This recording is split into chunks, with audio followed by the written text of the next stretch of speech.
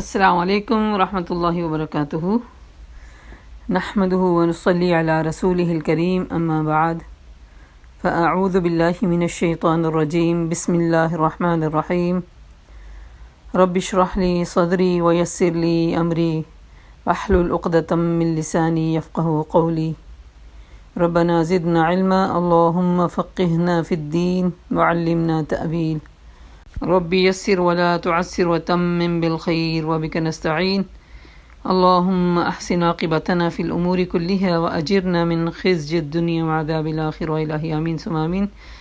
سب کو ویلکم کرتی ہوں اس دعا کے ساتھ کہ اہلا و سہلا و مرحبا، یا رب بنا دے ہم سب کو اہل القرآن و اہل التقوی و مغفرہ، آمین۔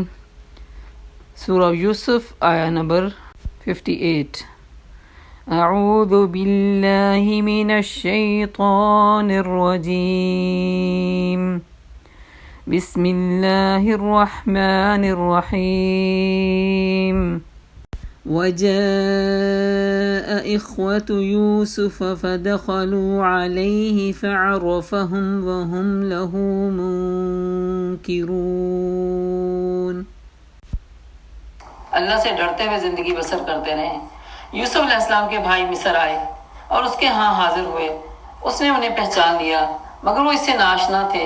پھر جب اس نے ان کا سامان تیار کروایا اور چلتے وقت ان سے کہا کہ اپنے اس تیلے بھائی کو میرے پاس لانا، کیونکہ اب دیکھیں یوسف علیہ السلام کو تو بچپن میں انہوں نے کنویں میں ڈال دیا، اب ایک وقت گزر گیا، وقت گزرنے کے بعد ان کو تو نہیں پہچان ہوئی کہ یہ وہی ہیں، لیکن یوسف علیہ السلام کو تو اپنے بھائیوں کا چہرہ تو نہیں بھولا تھا، وہ تو پہچان گئے۔ اور باتوں باتوں میں انہوں نے پوچھ بھی لیا کہ تم سارے مل کے آئے ہو، کتنے بہن بھائی ہو تم لوگ؟ یہ نہیں تھا کہ انہوں نے اچانک سے کہہ دیا اچھا اپنے اندر کے بھائی، اس طرح تو ان کو شک بھی ہو جانا تھا۔ باتوں باتوں میں انہوں نے ان سے اس طرح کی رائے لی کہ کتنے تم بہن بھائی ہو، کون ہو، کدھر رہتے ہو، ہے نا؟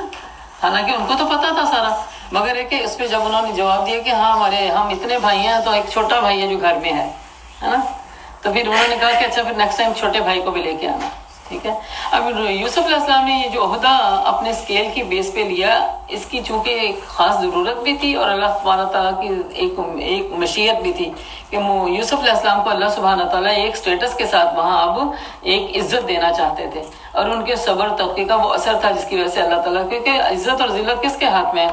صرف اللہ کے ہاتھ میں ہے۔ جب انسان اندر کی کوالٹیز کو وہ مینٹین کرتا ہے نا، جس میں تقوی اور صبر اور احسان والی کوالٹیز آ جاتی ہیں، تو پھر اللہ سبحانہ تعالیٰ وہ ان سے اپنا کام لے لیتا ہے، ان کو نیچے سے اٹھا کے اوپر لے آتا ہے، ٹھیک ہے۔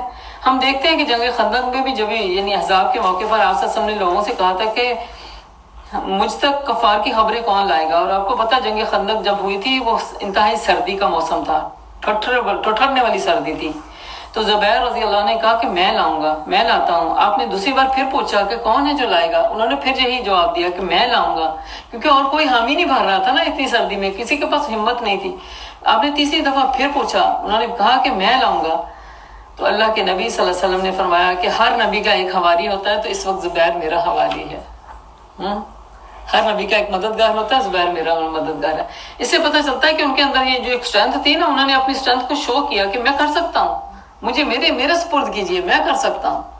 تو ہم میں سے جن کے پاس بھی کوئی کوالٹیز ہوتی ہیں، جب اجتماعی طور پہ ہم کوئی کام کرنا چاہتے ہیں تو آپ اپنی خدمت کو پیش کر سکتے ہیں۔ میں آئی ٹی کی پروفیشنل ہوں، مجھ سے آپ خدمت لے سکتے ہیں اگر آپ کو اس طرح کی کچھ ضرورت ہو۔ فلاں کہہ سکتا ہے کہ میرے پاس یہ مینجمنٹ بہت اچھی ہے، میں مینجمنٹ کر سکتی ہوں۔ اجتماعی کام کیسے ہوتے ہیں؟ ایسے ہی ہوتے ہیں، مل کے ایک گلدستہ بنتا ہے۔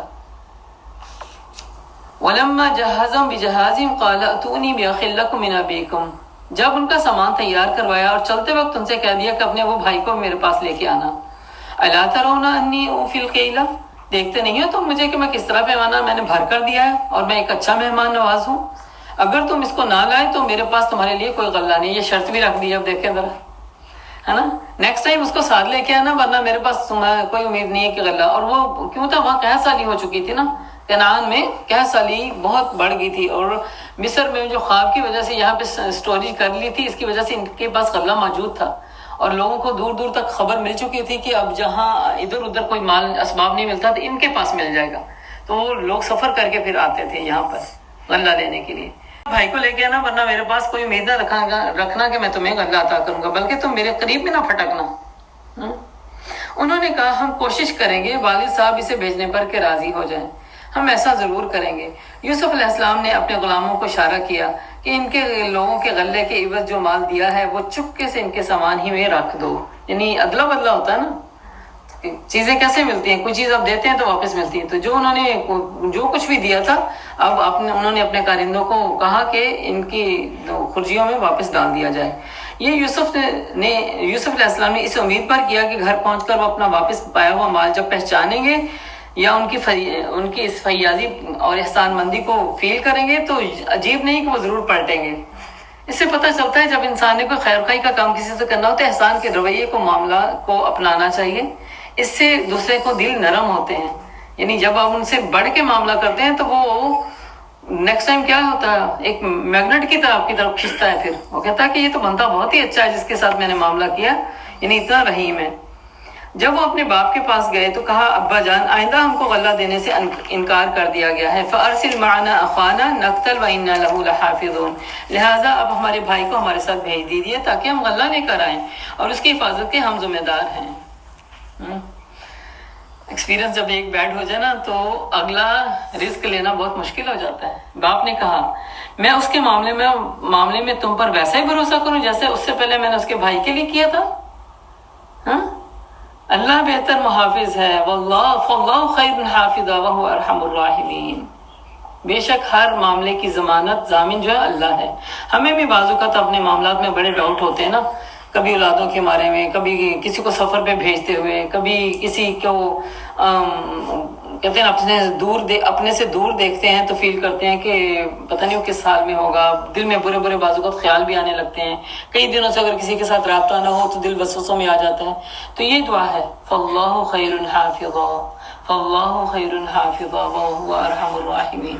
اس طرح اپنے معاملات کو اللہ کے سپرد کرنا چاہیے کہ اللہ تو بہترین حفاظت کرنے والا ہے اور تو رحمان و رحیم ہے۔ پھر جب انہوں نے اپنا سامان کھولا تو دیکھا ان کا مال انہیں واپس کر دیا گیا ہے۔ یہ دیکھ کر وہ پکار اٹھے ابا جان ہمیں اور کیا چاہیے، دیکھیے یہ ہمارا مال بھی ہمیں واپس دے دیا گیا، بس ہم جائیں گے اور اپنے اہل و عیال کے لیے دوبارہ سامان لے کر آئیں گے، اپنے بھائی کی حفاظت بھی کریں گے۔ اب ایک انہیں اسٹرینتھ مل گئی۔ اس سے پہلے تو انہوں نے ویسے آ کے بھی بات کی، سامان نہیں کھولا، سامان کھولا تو پتہ چلا ان کا تو اپنا سامان بھی واپس آ گیا ان کے ساتھ، اور ایک بار شتر یعنی ایک اونٹ بھر سامان اور بھی زیادہ لے آئیں گے، اتنا غلے کا اضافہ آسانی کے ساتھ ہو جائے گا۔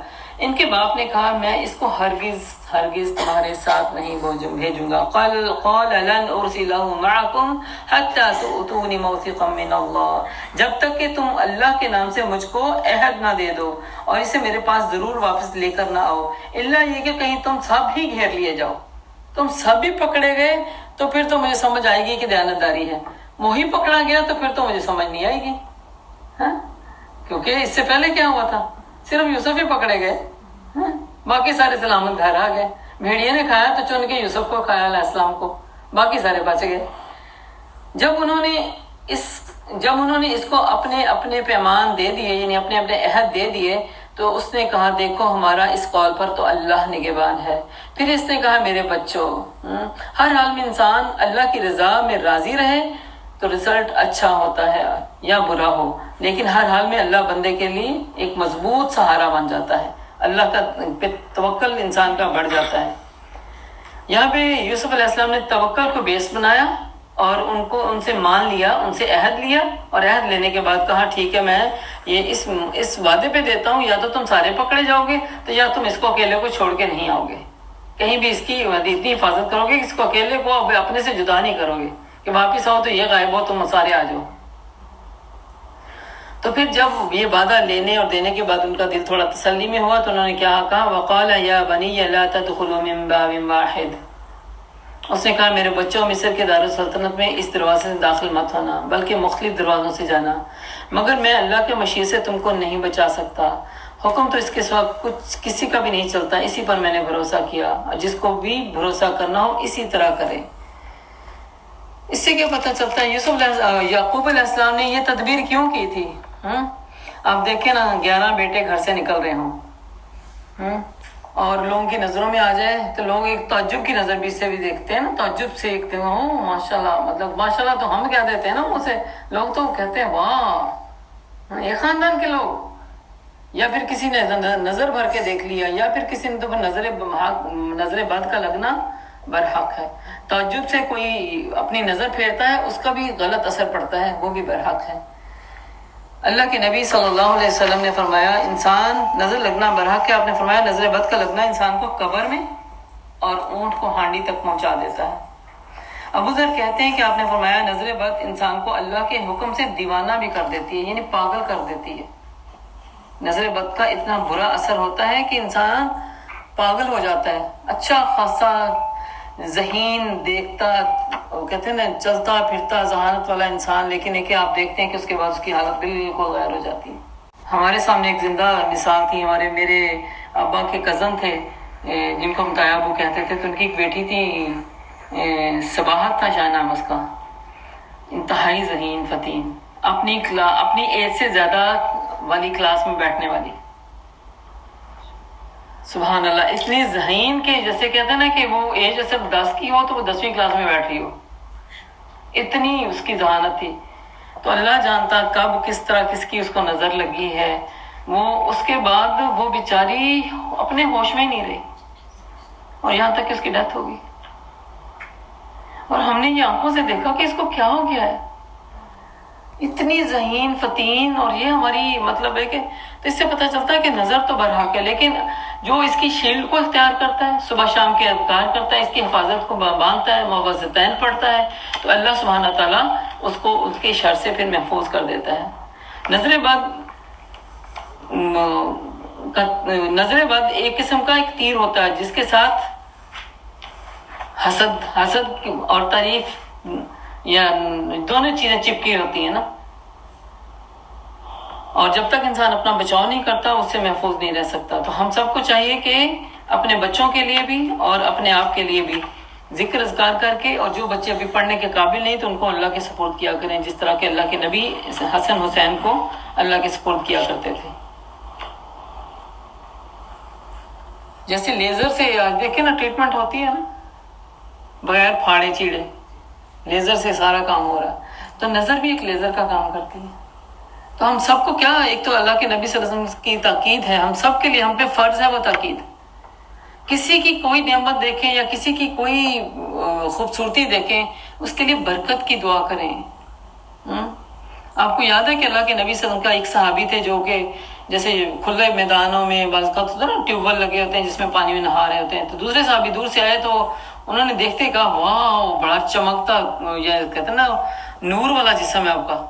ہاں، اب اتنی بات کہی، ان کے بعد وہ گھر جا کے سخت بیمار ہو گئے اور اتنی شیورنگ کے ساتھ ان کو بخار ہوا کہ خبر اللہ کے نبی تک پہنچی. اور آپ نے تحقیق کی کہ کیا اچانک سے ایسا کیا ہوا، کیا تھا، جب آپ نے کیا کیا تھا اس سے پہلے. انہوں نے واقعات بتائے سارے کہ میں اس طرح نہا رہا تھا تو فلاں صحابی جو تھے گزرے، انہوں نے اتنی بات کی تھی. آپ نے ان کو بلایا، پھر کہا کہ تو نے اپنے بھائی کو کیوں قتل کرنے کے پیچھے پڑ گیا، کیوں نے تم نے اس کے لیے تبارک الرحمن یا بارک اللہ کہا. پھر آپ صلی اللہ علیہ وسلم نے نظر بد اتارنے کا طریقہ بھی بتا دیا کہ جس کی آپ کو فتح ہونا کہ بعض اوقات ماں کی نظر بھی لگ سکتی ہے. خوشی سے ماں اپنے بچے کو بہت نظر بھر کے دیکھ لیتی ہے اور شام کو بچہ کہتے ہیں نا اس کی طبیعت ناسازگار ہو جاتی ہے. جس سے کی نظر لگی ہو وہ وضو کرے یا غسل کرے، اپنے پانی کو سیو کر کے اس پانی سے پھر اس کو نہلایا جائے جو جس پہ نظر لگی ہو، اور ساتھ اللہ تعالیٰ کی وہ ظاہر دعاز کا سہارا لے کے اس پہ رقیہ دم بھی کیا جائے تو اللہ تعالیٰ اس سے اثر زائل کر دیتے ہیں. اگر کسی کو پتہ نہیں ہو تو پھر ہم سب کو یہ کیا چاہیے کہ وہ رقیہ جو ہے وہ اس کا دم کرنا چاہیے، اور نعمت کو دیکھ کے لا حول ولا قوت ما شاء اللہ الا باللہ اور برکت کی دعا. اگر ہم چاہتے ہیں وہ نعمتیں ہمیں بھی ملے تو پھر ہمیں ضرور دوسروں کے لیے برکت کی دعا کرنی چاہیے. کب انسان یہ برکت کی دعا نہیں دیتا؟ جب انسان ان سے جیلس ہونے لگتا ہے نا، اور چاہتا ہے کہ اس سے چھینی جائے کسی طرح. لا حول ولا قوت. اور اس کو نہیں پتا کہ اس کے اپنے اعمال کتنی وہ کس طرح چھن رہے ہیں اس کے ہاتھ سے. اللہ تعالیٰ کیا کہتے ہیں، حسد کرنے والا حسد جو ہے نا انسان کی نیکیوں کو اس طرح کھا جاتی ہے جس طرح وہ جو گھن لگتا ہے نا، اس کو کیا نام ہے، لکڑی کو سینک جس کو کہتے ہیں، لکڑی کو کھا جاتی ہے نا، اس طرح انسان کی حسد اس کو کھا جاتا ہے. اور منہ پہ بعض اوقات ہوتا ہے نا داغ آ جائے، کالے کالے داغ آ جائے، وہ بھی کہتے ہیں نظر کی نشانی ہوتی ہے. ایک دفعہ اللہ کے نبی صلی اللہ علیہ وسلم نے ایک لڑکی کو دیکھا، ام سلمہ کہتی ہیں کہ ایک دفعہ انہوں نے ایک لڑکی کو دیکھا جس کے چہرے پر کالے داغ دھبے تھے. آپ نے فرمایا اس پر دم کرو کیونکہ یہ نظر بد کے اثر میں آئی ہوئی ہے۔ اسی طرح ایک کو دیکھا تھا جس کا رنگ پیلا پھٹک پیچھے کو گیا ہوا تھا، آپ نے اس بچے کے لیے بھی یہی ایڈوائز کی کہ اس کو نظر لگی ہوئی ہے، اس کے لیے دم کریں، اور جب دم کیا تو الحمدللہ صحت بحال ہونے لگی۔ تو ہم سب کو چاہیے کہ اس سے بچنے کے لیے، کیونکہ آپ نے فرمایا عین الحق، یہ نظر برحق ہے۔ ایک اور حدیث میں آتا ہے جب کوئی چیز اچھی لگے تو ہم سب کو کیا کہنا چاہیے؟ تبارک الرحمن یا بارک اللہ، ٹھیک ہے؟ تو یہاں پہ یعقوب علیہ السلام نے تدبیر جو کی وہ اسی وجہ سے کی تھی۔ اس کا مطلب ہے کہ سارے انبیاء کے دوران یہ کنسیپٹ موجود تھا کہ نظر جو ہے وہ لگ سکتی ہے۔ اور اذکار کا ٹائم جو ہوتا ہے نا، یہ جو پورا اثر اذکار کا ٹائم ہوتا ہے، جو اثر رکھنے والا، جو رقیہ کی طرح دم کی طرح اثر کرتا ہے، وہ ہے سورج کے طلوع ہونے سے پہلے والا وقت، اور شام والا ٹائم سورج کے غروب ہونے سے پہلے۔ تو اس کا مطلب پتہ چلتا ہے کہ جب سورج صبح طلوع ہونے اشراق سے پہلے سورج کا ٹائم، سورج طلوع ہونے کے پہلے اشراق کا ٹائم داخل ہونے سے پہلے ہم نے یہ اذکار کمپلیٹ کرنے ہیں۔ اور بہتر ہوتا ہے کہ فجر نماز اول وقت میں پڑھیں اور جان نماز پہ بیٹھے یہ اذکار پڑھ لیں۔ اور دوسرا جو وقت ہے وہ ہے بعد العصر، بعد المغرب نہیں، بعد العصر، مغرب تک تو پڑھ لینے چاہیے، کیونکہ سورج کے غروب ہونے سے پہلے پڑھنا ہے، ہاں؟ تو اس لیے ان کو کوشش کرنی چاہیے کہ اگر بالفرض ہوتا ہے عصر کے بعد آپ کو ٹائم نہیں ملا تو بیچ میں بعد میں چلتے پھرتے کہیں پڑھ لیں، کام کاج کرتے ہوئے پڑھ لیں، تاکہ یہ اذکار پورے ہو جائیں۔ اور اگر خدا نخواستہ اتنی مصروفیت آ گئی کہ ہمیں بعض اوقات ہوتا ہے نا کہ اوپر کے ایک سے بعد دوسرا کام سر پہ پڑا ہوتا ہے، اور وہ خاص طور پہ شام والے اذکار میں، صبح والا تو مل جاتا ہے سکون والا، پھر کم از کم معوذتین تو پڑھ لیے جائیں، جو صبح اور فجر اور عصر مغرب کے بعد 3 دفعہ ہے، اور ہے کہ باقی نمازوں کے بعد 1 دفعہ ہے۔ اللہ کے نبی صلی اللہ علیہ وسلم اس سے جب تک یہ معوذتین نازل نہیں ہوئی تھی، اپنے آپ کو شیطان کے شر سے بچانے کے لیے اللہ تعالیٰ سے اور طرح دعائیں کر کے سپورٹ کرتے تھے، لیکن جب معوذتین نازل ہو گئی تو پھر آپ صلی اللہ علیہ وسلم نے سارے اذکار باقی چھوڑ کے یہ مستند 2 جو صورتیں ہیں نا، سورۃ الفلق اور ناس، اور جس میں اخلاص ہم ملا لیتے ہیں، الکافرون بھی 1 دفعہ پڑھ لیں تو کوئی حرج نہیں ہے۔ اللہ کے نبی صلی اللہ علیہ وسلم نے فرمایا جس نے رات کو سونے سے پہلے کافرون پڑھی وہ شرک سے محفوظ کر لیا جاتا ہے نا۔ تو الکافرون جیسے ہم پھر اس میں مغرب میں پڑھتے ہیں 2 سنتوں میں، اللہ کے نبی کی عادت کو دیکھیں تو پھر آپ پہلی رکعت میں الکافرون، دوسری میں اخلاص پڑھا کرتے تھے، تو اس طرح اہتمام کرنا چاہیے۔ لکھ لیں پلیز، لکھ لیں، ٹائم پھر اس طرح نکل جاتا ہے، اور بعد میں انشاءاللہ اس کو میں کروں گی۔ انہوں نے کہا کہ میں احتیاطی تدبیر تو کر رہا ہوں مگر اللہ کے مشیت کے مقابلے میں کچھ بھی میرے کام نہیں آ سکتی، یعنی اللہ کا جو مشیت ہوگی نا اس کے اوپر میری مرضی نہیں چل سکتی، میری جتنی بھی احتیاط ہو میں نہیں چل سکتی۔ تو ہمیں احتیاطی جو شیلڈ ہے وہ پہلے باندھنی ہے، اس کے بعد اللہ پہ بھروسہ کرنا ہے۔ جو اللہ کی طرف سے احتیاطی شیلڈ باندھنے کے باوجود کوئی شر ہمیں پہنچنا تھا تو وہ اللہ کے حکم پہ پھر ہمیں آمنا و صدقنا کہنا چاہیے۔ بعض اوقات ہم کہتے ہیں کہ ہم نے تو فلاں معاملہ جو سارٹ کیا تھا، استخارہ کر کے کیا تھا، پھر ہمارے ساتھ برا کیوں ہوا؟ بس اللہ کی مشیت تھی۔ اللہ تعالیٰ ہمیں اس معاملے سے اگر کسی طرح کوئی ہرٹ ملی ہے یا کس طرح ہم پھنس گئے تھے اس دوراہے پہ، تو اللہ تعالیٰ ہم سے پتہ نہیں اس سے بہتر کتنا اچھا کام لینا چاہتا ہے، ہمیں اس مصیبت میں ڈال کے پتہ نہیں کون سی آنے والی بڑی مصیبت سے بچانا چاہتا تھا، ہے نا۔ اور اپنے آپ کو کبھی بھی اس میں نہ کریں، اپنا توکل نہ لوز کریں کہ میں نے تو اللہ سے مشورہ کر کے بھی کیا تھا۔ اور اکثر ہوتا ہے کہ ہم اپنے بڑے معاملات، شادی بیاہ کے معاملات استخارہ کے ساتھ کرتے ہیں، لیکن بعد میں کیا ہوتا ہے، رزلٹ فیل ہو جاتا ہے نا۔ تو اس میں ایسا نہیں ہونا چاہیے کہ انسان کہے کہ میں نے یہ کام۔ اسی طرح ہم صبح شام کے اذکار کر کے اپنے آپ کو اللہ کے سپورٹ کرتے ہیں، لیکن اس کے باوجود کوئی نہ کوئی نظر بات یا کوئی نہ کوئی ایسی کیفیت آ جاتی ہے، اور فیلنگز اس کی بڑی اسٹرانگ ہوتی ہیں، سبحان اللہ۔ جس پہ نظر لگتی ہے نا اس کے اندر ایک سیڈنس آ جاتی ہے، مجھے خود بہت دفعہ فیل ہوا ہے۔ لوگ اپریسیشن کے ساتھ، خوشی کے ساتھ آپ کو لگے ہوتے ہیں، اور آپ بھی بعض اوقات کہتے ہیں نا کہ اپنی نعمتوں کا تذکرہ شروع کر دیتے ہیں، ہے نا۔ کوئی پوچھتا ہے آپ کا قرآن کیسے آپ ریوائز کرتے ہیں، تو آپ سارا کھول کے بتا دیتے ہیں میں نے اپنی غلطیاں سے سیکھا ہے، اور سیکھنا چاہیے مجھے بھی۔